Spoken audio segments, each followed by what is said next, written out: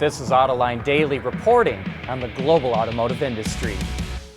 In a bombshell disclosure, Volkswagen CEO Herbert Diess is interested in buying a stake in Tesla and, quote, would go in right away if he could.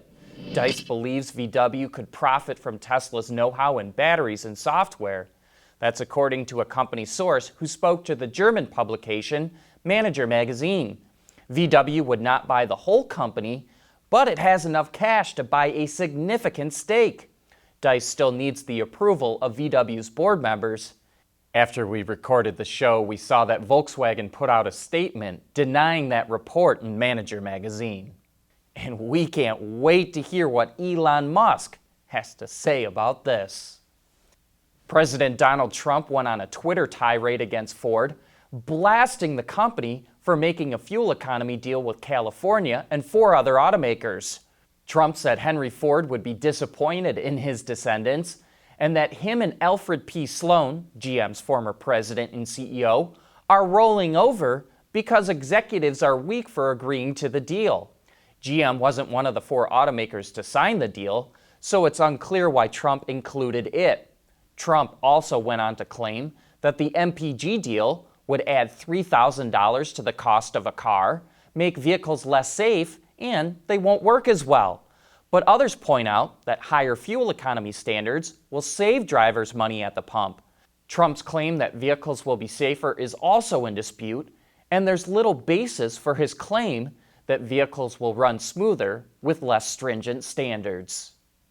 The future will be brought to you in living color. Jaguar Land Rover is developing a 3D head-up display that will project alerts like lane departure, hazard detection, and navigation directions directly on the road ahead. It's also using the same technology to develop 3D entertainment for autonomous vehicles. Passengers would be able to watch 3D movies thanks to head and eye tracking technology that follows their position so they can watch the video without extra screens or glasses. Now that is the kind of technology that will bring customers running into the showrooms. And a programming note here. There will not be an Autoline After Hours this afternoon, but John and Gary will be back next week when Mark Bozanak, the head of Mopar for North America, will join us. He's got big news to make and is going to bring Mopar's newest car into the studio. So, if you're into muscle cars, you won't want to miss this one.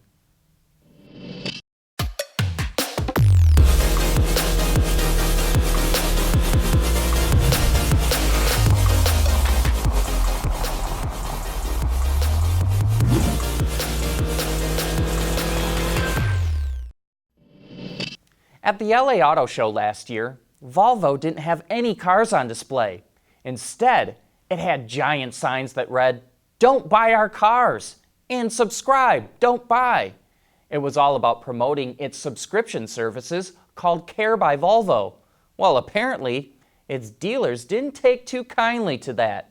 A dealer group in California filed complaints against the subscription service, saying it violates franchise laws. So the California DMV launched an investigation. The dealers say it encourages customers to bypass the dealer. They also say they weren't given notice about the services. And you know, other brands like Cadillac have dropped subscription services, not because of dealer complaints, but because very few customers were interested. You know, purists cringed when Lamborghini came out with its first SUV, the Urus.